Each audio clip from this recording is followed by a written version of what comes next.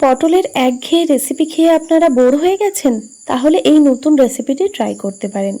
নমস্কার বন্ধুরা, পূর্বাস কিচেনে আবারও একটি নতুন রেসিপিতে আপনাদের সবাইকে স্বাগত জানাই। বন্ধুরা, আজকে আমি পটলের সম্পূর্ণ নিরামিষ একটি রেসিপি আপনাদের সঙ্গে শেয়ার করছি, একদম নতুন স্বাদের, নতুন পদ্ধতিতে। তো চলুন দেখে নেওয়া যাক আজকের এই রেসিপিটি।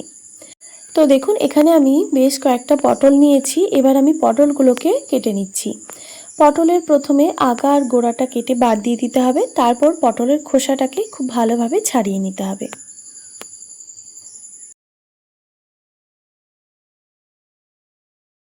পটলের খোসা ছাড়িয়ে নেওয়ার পর আমি কিভাবে কেটে নিচ্ছি সেটা একটু লক্ষ্য করুন, তাহলেই বুঝতে পারবেন। প্রথমে আমি পটলগুলোকে 4 ভাগ করে কেটে নিলাম, দেখুন। তারপর ঠিক যেইভাবে আমরা চচ্চড়ি বানাই সেইভাবেই কিন্তু পটলগুলোকে কেটে নিতে হবে, ঠিক এইভাবেই। আমি সব পটলগুলোই এই একই পদ্ধতিতে কেটে নেব। যে কোনো নিরামিষ দিনে আপনারা ভেবে পাচ্ছেন না যে কি বানাবেন, তাহলে কিন্তু এই পটলের রেসিপিটা আপনারা ট্রাই করতে পারেন। খেতে অসম্ভব টেস্টি হয় আর খুব কম উপকরণ দিয়ে এই রেসিপিটা হয়ে যায়।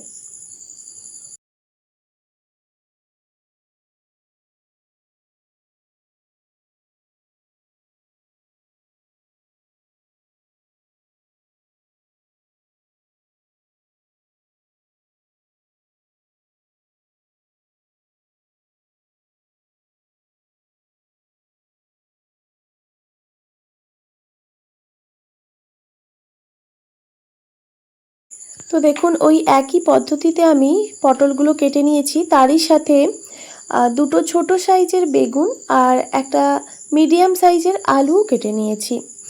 আর সব সবজিগুলো আমি একইভাবে কেটে নেওয়ার চেষ্টা করেছি। আর সবজিগুলোকে কেটে তারপর আমি পরিষ্কার করে ধুয়ে রেখেছি। বন্ধুরা, আপনারা চাইলে কিন্তু এখানে আরও সবজি অ্যাড করতে পারেন। আমি এখানে আলু, পটল আর বেগুন নিয়েছি। এরপর এখানে আমি দিয়ে দিচ্ছি কড়াইতে পরিমাণ মতো সর্ষের তেল। এবার তেলটা গরম হয়ে আসলে এখানে আমি কয়েকটা বিউলির ডালের বড়ি নিয়েছি। এবার এই বড়িগুলোকে ভেজে নেব।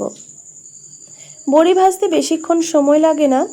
গ্যাসের ফ্লেমটা হাই রেখে 1-2 মিনিট নাড়াচাড়া করলেই দেখবেন বড়ি ভাজা হয়ে যায়। তো দেখুন, ভাজা হয়ে গেছে। এবার আমি বড়িগুলোকে কড়াই থেকে তুলে রাখছি। বন্ধুরা, এখানে বলে রাখি, আপনারা যদি আরও সবজি অ্যাড করতে চান, পটলটা কিন্তু মেন উপকরণ। আপনারা অবশ্যই পটলটা একটু বেশি পরিমাণে রাখবেন।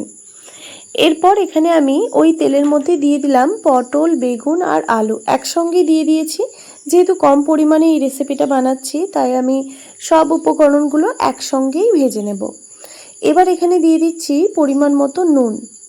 এবার গ্যাসের ফ্লেমটা লো টু মিডিয়ামে রেখে সবজিগুলোকে বেশ লালচে রং করে ভেজে নিতে হবে।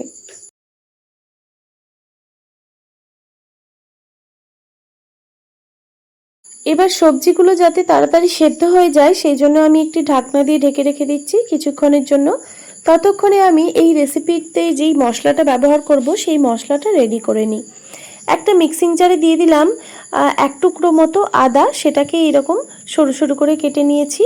তারপর একটা মিডিয়াম সাইজের টমেটো দিয়ে দিলাম আর বেশ কয়েকটা বাদাম নিয়ে নিলাম। এগুলো হচ্ছে চীনা বাদাম।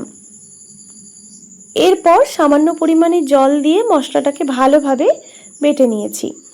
এবার মশলাটা আমি সাইডে সরিয়ে রেখে দিলাম পরে ব্যবহারের জন্য। আর এই দিকে আমি ঢাকাটা সরিয়ে সবজিগুলোকে এবার চেক করে নেব যে সবজিগুলো সেদ্ধ হয়েছে কিনা। তো বন্ধুরা, মাঝে একবার আমি ঢাকা সরিয়ে একটু নাড়াচাড়া করে দিয়েছিলাম যাতে সবজিগুলো পুড়ে না যায়।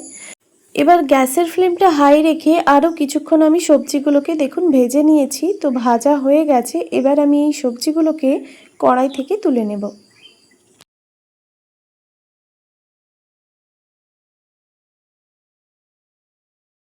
তারপর ওই কড়াইতেই দিয়ে দিচ্ছি আবারও কিছুটা পরিমাণে সর্ষের তেল।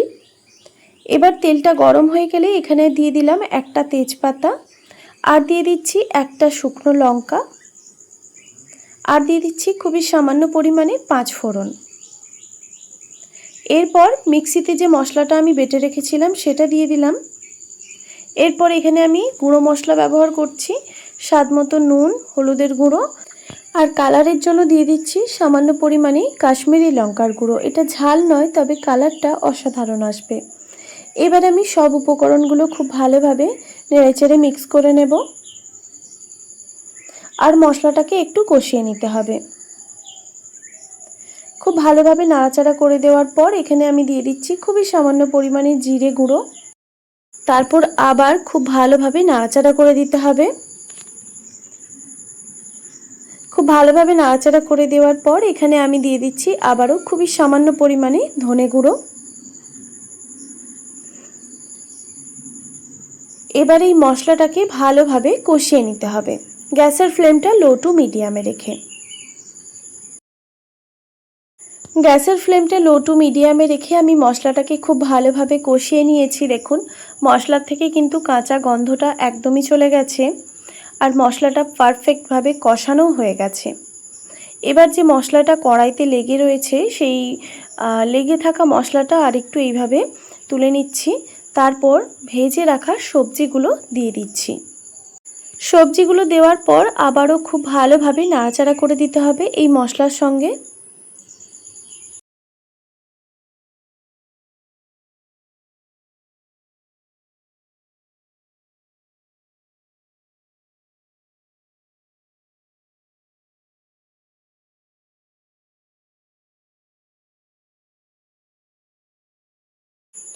ভালোভাবে নাড়াচাড়া করে দেওয়ার পর এখানে আমি দিয়ে দিচ্ছি পরিমাণ মতো জল।